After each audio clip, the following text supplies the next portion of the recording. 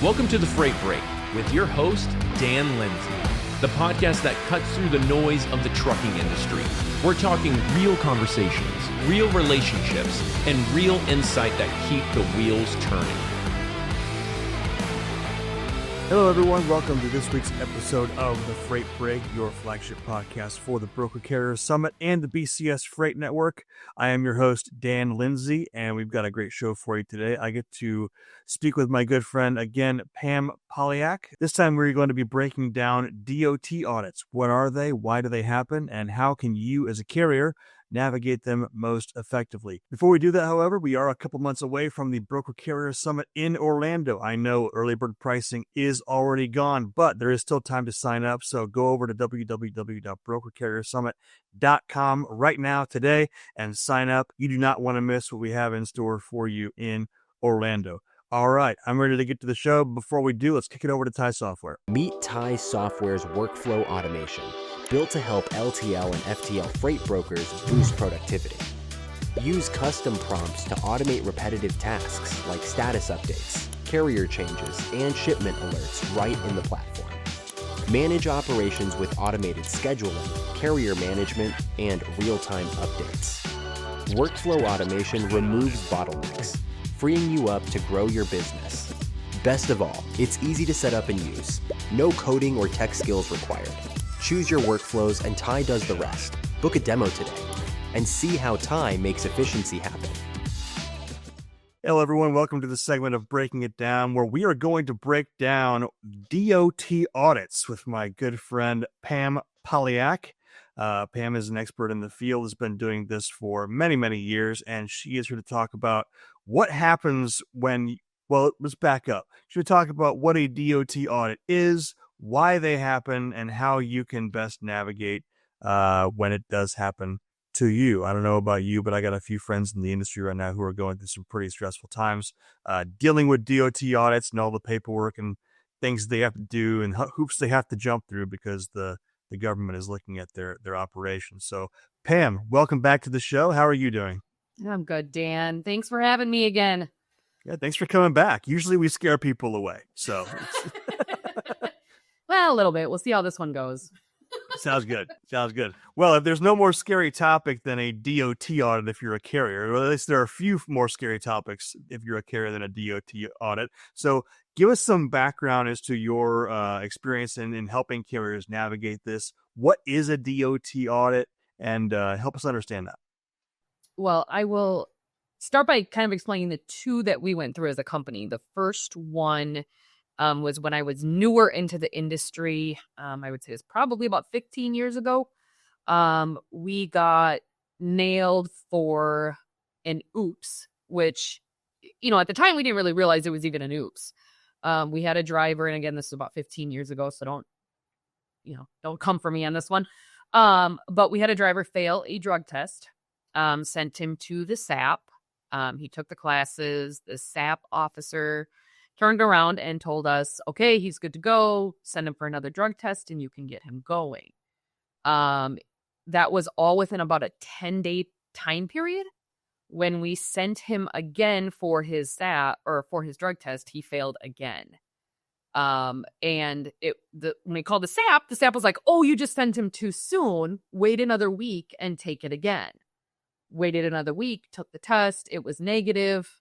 On the road he went. However, after learning again the hard way with a hefty, I think it was like $15,000 fine, and granted that was 15 years ago, we found out that if with the extra fail, he should have then retook the SAP orders, redid the test. And so we learned the hard way, kind of the rules of bringing the driving back into good standing. So that one was kind of a slap on the wrist. It was an expensive lesson in terms of we trusted that the SAP was right. We trusted what he said. For those of you who don't know, what is a SAP? Oh, substance abuse professional. Sorry. Gotcha. I do that. Good call. That's okay. No worries. So the SAP, the substance abuse professional, is what is called in and notified of a failed drug test. Now, obviously, things have changed now with the clearinghouse and things like that going forward, but that was not a fun experience. The second DOT audit that we went through was actually in 2020. I had a very bad experience, and we had a driver who did something that should have never happened. He was on PC, he was in his tractor, he was an owner-operator, all these other factors, but the bottom line is that he crashed his semi and in turn was drunk when he did so. Being only 5 years ago, that one is still very fresh, gives me the goosebumps right off the gate. But there was a lot of issues with it. The police put the ticket in the wrong name. He was on personal conveyance. There was a lot of issues from a carrier standpoint how to apply that. But I data queued it about 8 times. I just kept going, and I wasn't going to take no for an answer. And so the Wisconsin Department of Transportation called me up and said, "What are you doing here?" And I said, "I'm trying to get this accident off of me because it's not mine." And ironically, at the exact same time, I got a DOT audit. I got the official letter and now it's an email. You do get a certified letter too, I believe, still at the same time, but you also get an email that says, "Hey, congratulations, you've won yourself a DOT audit." And what are the triggers of something like that? Well, and there could be a lot of things that trigger it. An accident could trigger it. Your FMCSA scores can trigger it. The state of Wisconsin stood strong that it was by random that I was called for an audit, although I kind of called BS on that one. I just don't have any proof of it.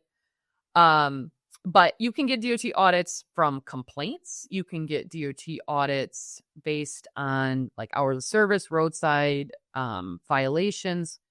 Technically, you're supposed to all have a DOT audit in your first 12 months of being in business. So everybody should have one if they went 12 months, although there was a lot of delay during COVID and that kind of stuff running the audits. So I think they're still playing catch up from what I hear, and every state's a little bit different. But in theory, that's the federal law, is the 12 months and kind of how the government promotes it. So everybody should have one. It's just a matter of what it looks like, how in depth it is, and then when it happens. But even a driver complaint saying, "Hey, they forced me to run over hours," can trigger a DOT audit all by itself. So that can scare the crap out of you, because you get that email and it is time stamped and it tells you exactly when you need to submit information. They do not care if you're on vacation. They do not care if you're out of town. They do not care about any of it. You have to provide the information in which the time stamp that they tell you.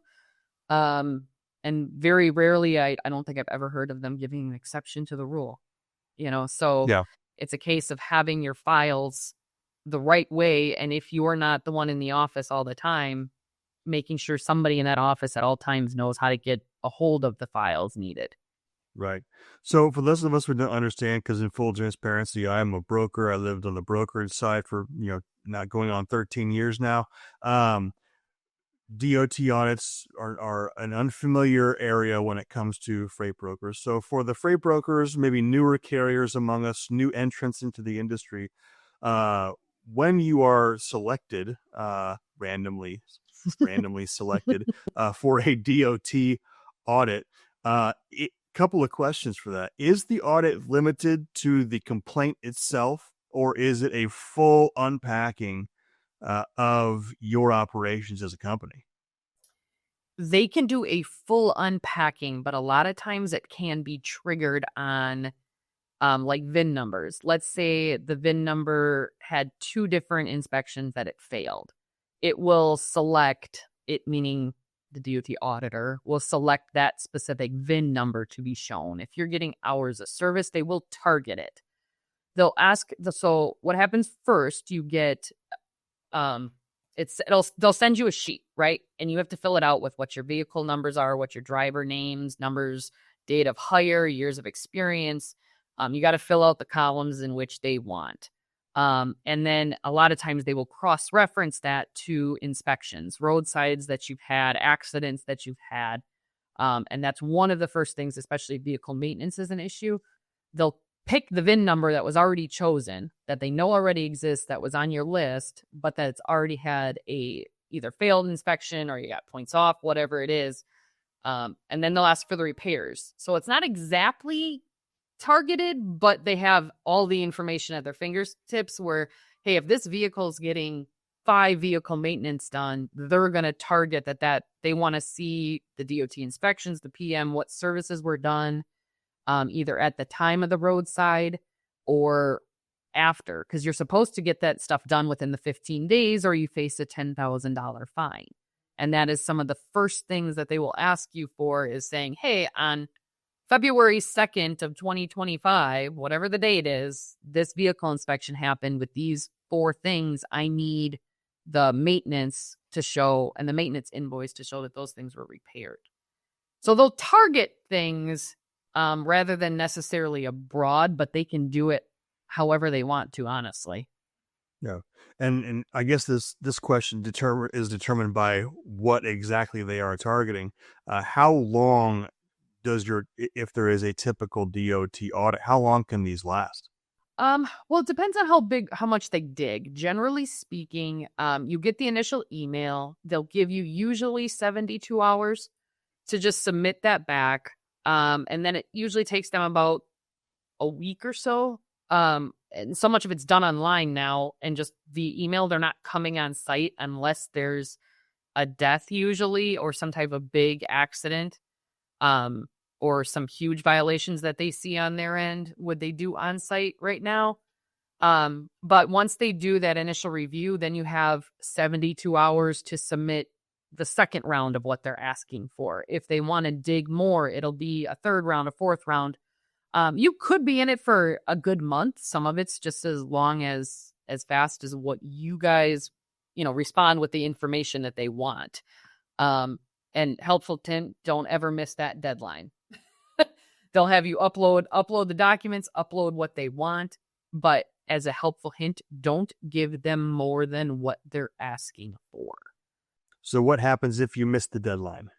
Depending on their mood, my understanding, they can put you right into unsatisfactory from that aspect of it.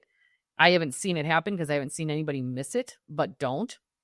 I mean, the letter is stern, saying, if you miss it, you could get into unsatisfactory rating. You'd lose freight, you'd lose your status, that kind of stuff. Yeah. But the bottom line is, don't try and miss it. Don't try and miss it at all. Yeah. So let's talk about things that carriers can do to prepare for the inevitable audit or minimize their chances of being audited. What are some of the things that you've talked with carriers about, best practices that you've guided them into putting into place to help them best navigate a DOT audit, or prevent, or as much as can be, prevent or delay one? Well, one of the biggest things is paperwork, right? And if you're a truck driver who also happens to be an owner, it's the owner hat you have to put on, and the truck driver one you got to hang up for a minute, because you need the files the way that they're supposed to be. And meaning, we have ours broken down into, and what I kind of show people, we have ours broken down into driver and equipment and then safety. So we kind of follow the same outline as the FMCSA would. Everything driver related is in one folder. Everything equipment related is in another. Everything that's accident, safety, violations, roadsides, any of that stuff's in another folder.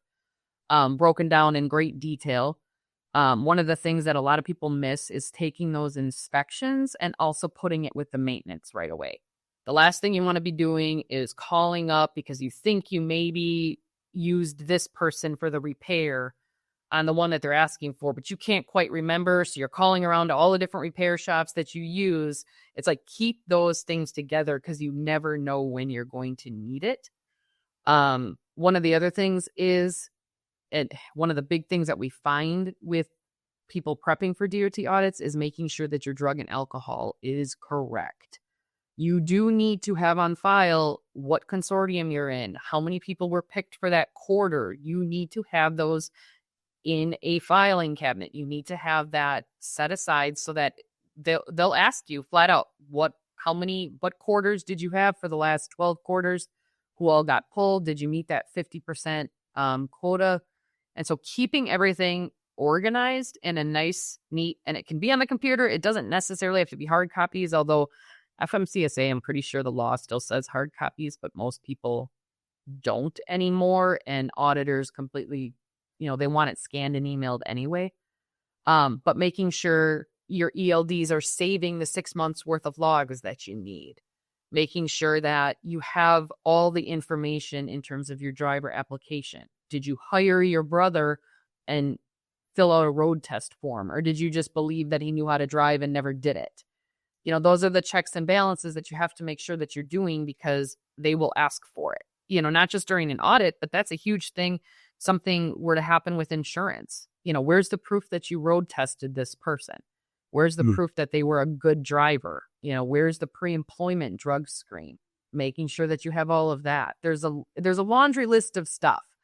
And that's the part that's the hardest, is that, to your point, how do you keep track of this? We have a checklist. We have a checklist of driver files. We have a checklist of things that you have to renew each year, whether it's, driver's license, med cards, any of that stuff that expires. Make sure that those are listed right on the file name. Hey, this is going to expire on this date. Keep track of it. Put it in a calendar so you know that you're not missing any expiration dates either.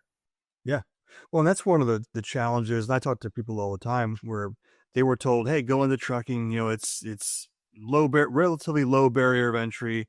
It's a great way to make money. Nobody's saying that now. But they were saying that in 2020, 2021, go into trucking, it's a great way to make money. But what they don't tell you is all of the things that you need to know, not just on how to operate a truck, not just how to operate and own a business, but how do you navigate the rules and regulations that are in place that oftentimes seem conflictory. Yep. Right. Or not, that's not a word. Contradictory. That's a word. We just make up words over here. So conflictory. Josh put that in the BCS dictionary. Conflictory. Love it. Yeah. But they seem contradictory to each other. So we have a lot of people who are newer into the industry who are literally lost in the paperwork sauce, just trying to figure out how things work. What are some resources that you've seen, or maybe even that you've developed, that help the carrier navigate that? Yeah, absolutely. Okay, so there's a couple things. One, I reached out to our Secretary, Department of Transportation, Sean Duffy, last week, and ended up on a conversation with Cecilia Waters about why there is that middle ground, right? Why is there that middle gray area in which a bank will give you the financing for the truck, the CDL school will give you a CDL, and that's all you need. You can go online and get your LLC for $15, get your DOT number, your biggest expense off the gates, the insurance, and your license plate, right? But nobody's teaching you how to run the business. Nobody's teaching you what that FMCSA book shows. And that's the hardest part about this industry, is because people are learning from their friends. They're learning from their buddies. Yes, the state does have, and that was what they came back with, the state has a survival guide for new entries. I'd venture to say it tells you what you should be doing. It doesn't tell you how to do it, and it doesn't make it clear the documents that are needed in order to make that successful. Just says you need a driver application. Well, what does that mean? Driver application looks different than an application at McDonald's. You need driving history. You need your 10 years, that kind of stuff. And so I've created that within the consulting business in terms of, here's your checklists, here's your forms, here's your documents that you need. This is what your hiring folder should look like. This is what your DOT folder should look like. Because I really feel like there's that missing middle ground. Nobody's teaching everybody, and it's kind of the blind leading the blind in terms of like, oh yeah, my buddy said I should join a consortium. What does that mean? And people are getting confused as to the difference of a consortium and a clearinghouse. Yeah. And that's a big oops. That's an expensive oops if the DOT catches it. Well, and so what is the difference between a consortium and a clearinghouse? Well, you're looking at the clearinghouse as the database. You need to run the full query before they start, before they take the drug test. You need their permission. They need to give the consent, which means it'll send them an email asking them to give the consent. You give the consent, the driver does. And then you can see if they tested positive at all in previous years, which is a big part of the drug and alcohol kind of initiative that the DOT wanted to do Now it is linked with your motor vehicle record. So it goes right to the DOT. If you get a positive drug test, your license is suspended immediately. Only a SAP can revoke your license. Reinstate it. Reinstate and then reinstate it. Well, they'll revoke it and then they'll reinstate it. You knew what I was trying to go with on that one. I thought I knew where you were going. Just making sure. Yeah. So it's just kind of a difference when it comes to understanding that the consortium. Then you're part of either. I mean, in our area, we use Aurora. There are several different, you can have drug testing people who are qualified that work for you if you're a bigger company. You need to have 50% of your fleet taking your drug tests. That's the law. That's the way it sits, but that's different than the clearinghouse. The clearinghouse is just the database where the results are stored. Meaning if you get a positive somewhere, you can look up that you've had a positive. But being in charge of the drug testing, you need a quarterly drug test. You need to be part of a random drug test. And that's making sure that the drivers that you have, yourself included, if you're a driver, need to be a part of that. And oftentimes owners miss that too. They'll say, I've got these 2 drivers running for me. Well, if you drive at all, even to move that truck from point A to point B for repairs, you need to be a part of that. So it's just kind of a different way of looking at it, that as new laws come into play, the clearinghouse was never a thing, and now it's a thing, and it's a lifeline. And now it's all connected to the DMV. So it's all very important. And those fines can be very hefty, thousands and thousands of dollars for sending people, on the road without having drug tests. Yeah. Well, especially now as we're getting more and more into a safety focused, safety conscious environment over the road. I know a lot of safety violations, a lot of issues are being elevated to the level of safety nowadays, whether it's drug and alcohol, whether it's equipment failures, or whether it's English language proficiency and things like that. There's a lot of things that are coming more into the safety space and getting a lot more eyes and a lot more scrutiny on it than it have been so in years past. So I think knowing this is more important than ever for carriers. And if you're a broker, you need to know how one of the things that your carriers are going through that can existentially change not only their business, but your relationship with them. When you look at a carrier on a load board, when you look at a carrier, their profile on FMCSA, you see that conditional rating, you see that unsatisfactory rating. As a broker, as a freight professional, you need to know more and more about what that actually means and what goes into that. There's a conversation that I have with somebody. I hopefully have him on the show later on, maybe this year or even next year, talking about the different level of impact different kinds of accidents have on your safety score as a carrier. As a broker, I did not know that. I thought, you had an accident, this goes on your record.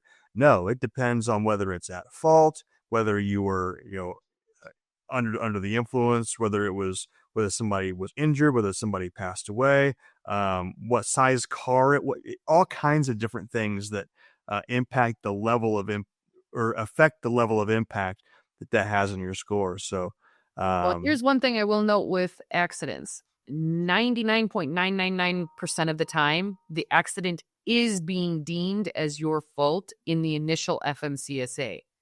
So your job is to data queue those ones. The accidents that are the rear end crashes, the ones that are clearly not at fault. A lot of cameras, you can upload your video footage to those now, but data queue those, because there is a lot more. They changed law, I believe it was last year, to include additional accidents that are not the driver's fault that were in the past. And so data queuing that will then eliminate it off your FMCSA score, which will then help your insurance. So taking that extra step to upload the police report, upload the video, fight that ticket being yours to say, hey, this wasn't ours. It's legitimately not at fault for all the reasons the FMCSA says. Here's the video. Here's the proof. The only downfall to it is that I know state of Wisconsin, it takes about 3 months to get a data queue successfully removed. So there's a lot of them, but it's very important because that will initially affect your cost and insurance right off the bat. So getting those removed can be a big deal. So real quick before we head out, when you say data queue, what does that mean? It means you can fight the warnings and the tickets that are given to you guys as carriers. So you got to log into your portal. It'll show, make sure you give yourself access to review the data queues. Go in, upload all the documents, say you're going to fight this data queue. You put in which one you're fighting. Hopefully you only have one on your record, but which one you're fighting, upload the information, give the reason as to why you're fighting it, call out whatever you need to call out with it, and go from there. Because the police officer on the side of the road is not necessarily always a DOT inspector, and that thing is going to hit your score immediately. Yeah. So having that information and keeping those things with you filed as well, download that, download the videos, keeping the accident data, get the police report, pay the couple bucks that you've got to pay to get a police report online, get it printed out, keep it all together in one file. And then as soon as it hits your FMCSA, make sure you fight it. Well, Pam, thank you very much for sharing with us today. Always great talking with you, and I look forward to having you back on the show. Carriers, if you are looking to learn more about what Pam does, where can they find you? PolyakConsulting.com. Pamela Polyak on all handles, from LinkedIn to Facebook, that kind of stuff. Polyak, Polyak, and PolyakConsulting.com. We also have a free quick assessment just to answer a couple questions on there that'll allow you to understand if you are compliant. Do you know what you're looking at? Do you know how to answer some of the questions? And the more honest you are, it will help in the process of understanding what you need to be more compliant. So, all right. Thank you very much for your time, Pam. Thanks, Dan. I appreciate it. All right. Well, that's our show for today, everyone. Thank you very much for listening and tuning in. Also, be sure to head over to brokercarriersummit.com to find out what's going on within the BCS Freight Network and to sign up for the next Broker Carrier Summit or an event near you.